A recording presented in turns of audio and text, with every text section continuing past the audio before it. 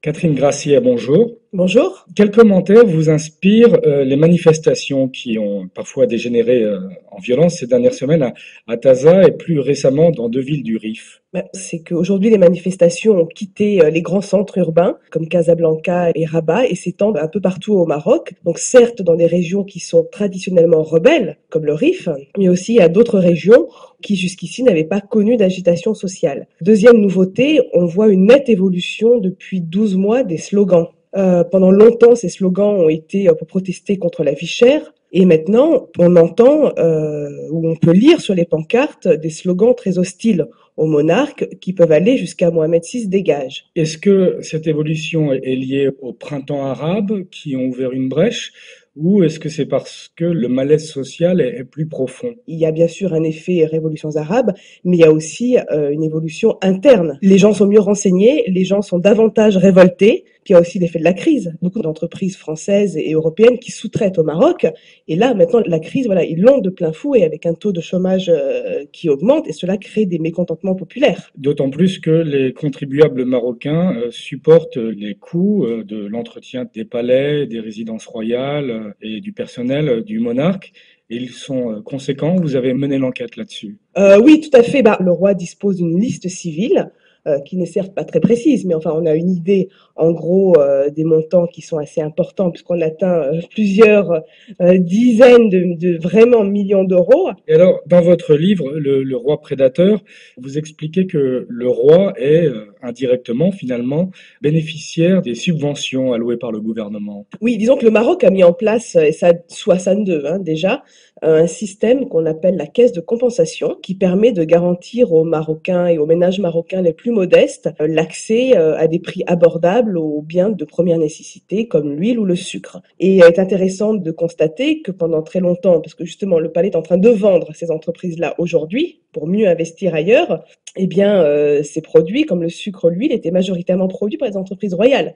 Donc on voyait bien que d'un côté, ils vendaient aux Marocains et que de l'autre côté, ils récupéraient les subventions de l'État. Ça, on le voit extrêmement bien dans les énergies renouvelables qui sont le nouvel Eldorado pour la monarchie marocaine.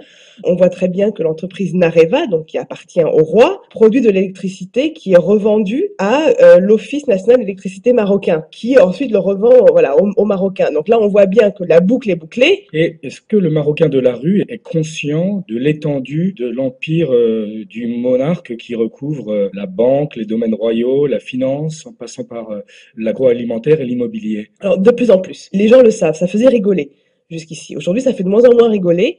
Et moi, j'ai le sentiment que oui, y compris dans les coins les plus reculés, y compris dans les campagnes, j'ai l'impression qu'il y a de plus en plus de Marocains qui se rendent compte que le roi Mohamed VI a un empire qui dépasse l'entendement par rapport à la taille et à la richesse du pays. Pourrait-on imaginer, par exemple, qu'en France, qu'au Royaume-Uni, qu'aux États-Unis, dans n'importe quel pays, le chef de l'État possède une bonne partie de l'économie du pays, on peut sérieusement en douter. Parce qu'il détient les pleins pouvoirs malgré la nouvelle constitution. Oui, il a fait des concessions. Mohamed VI a eu l'intelligence de céder un petit peu. À fin 2011, il y a eu les élections législatives les plus transparentes que le Maroc ait connues, ça il faut le souligner, et il a choisi d'appliquer les nouveaux textes qu'il a fait voter lui-même à des taux certes nord-coréens, mais enfin bon, il a décidé donc de donner le gouvernement aux islamistes et de nommer un premier ministre islamiste. Si l'on revient aux affaires, en revanche, il supporte très mal la concurrence. C'est une ligne rouge absolue. Qui lui fait de l'ombre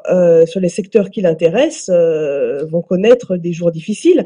Ça c'est le cas par exemple des produits laitiers Jaouda qui font de la concurrence à la centrale laitière que le roi possède en partenariat avec le groupe français Danone.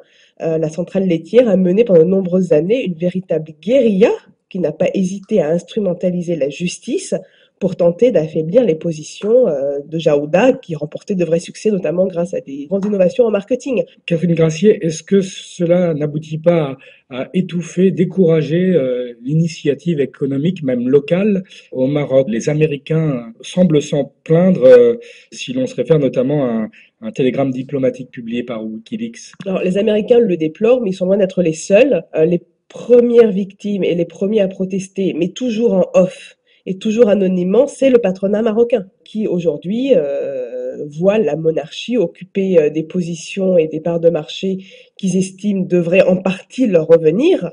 Et voilà, ce n'est pas le cas. Donc c'est vrai que cette grande bourgeoisie marocaine d'affaires, ce patronat marocain qui officiellement et publiquement cire les bottes du roi, en privé sont beaucoup plus tranchants et critiques à son égard. Catherine Gracier, je vous remercie. Merci beaucoup.